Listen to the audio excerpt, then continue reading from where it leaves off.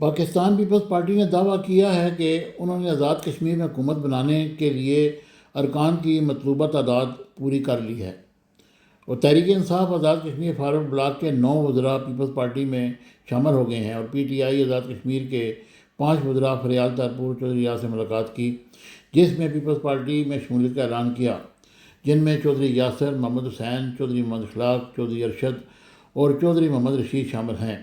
اس کے علاوہ P T I forward block کے مزید 4 وزراء نے فریال تالپور سے ملاقات کی اور پیپلز پارٹی میں شمولیت کا اعلان کیا۔ ان وزراء میں فہیم اختر ربانی، عبد الماجد خان، محمد اکبر ابراہیم اور عاصم شریف بٹ شامل ہیں۔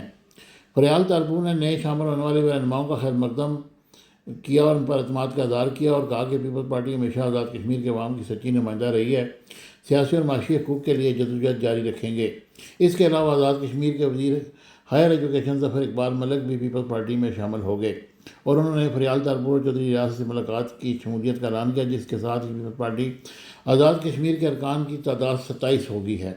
دوسری جانب پیپلز پارٹی نے بتایا کہ مسلم لیگ نون کی حمایت کے بغیر حکومت بنائیں گے، اور فریال تالپور کی جانب سے آج سندھ ہاؤس اسلام آباد میں رات 10 بجے ڈنر دیا جائے گا، جس میں پیپلز پارٹی کی پارلیمانی پارٹی شریک ہوگی۔ اس کے علاوہ مخصوص نشستوں اور بیرسٹر سلطان گروپ کے ارکان بھی شریک ہوں گے۔ خیال رہے کہ گزشتہ روز اسد زرداری نے آزاد کشمیر میں اعتماد لانے اور آزاد کشمیر میں حکومت بنانے کی منظوری دی تھی۔ مسلم لیگ نون اس وقت 9 ممبران اسمبلی کے ساتھ ایوان میں موجود ہے، لیکن نون لیگ نے حکومت سازی کا حصہ نہ بننے کا اعلان کیا ہے۔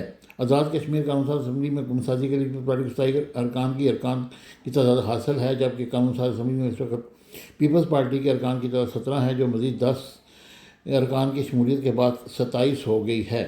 اس طرح پیپلز پارٹی اب اس نے دعویٰ کر دیا ہے کہ وہ ہر صورت میں آزاد کشمیر میں حکومت بنائے گی۔ اب دیکھتے ہیں کہ یہ کہاں تک کامیاب ہوتے ہیں۔ Subscribe my channel Business Times News for latest political, national, international news. Don't forget to subscribe Business Times News.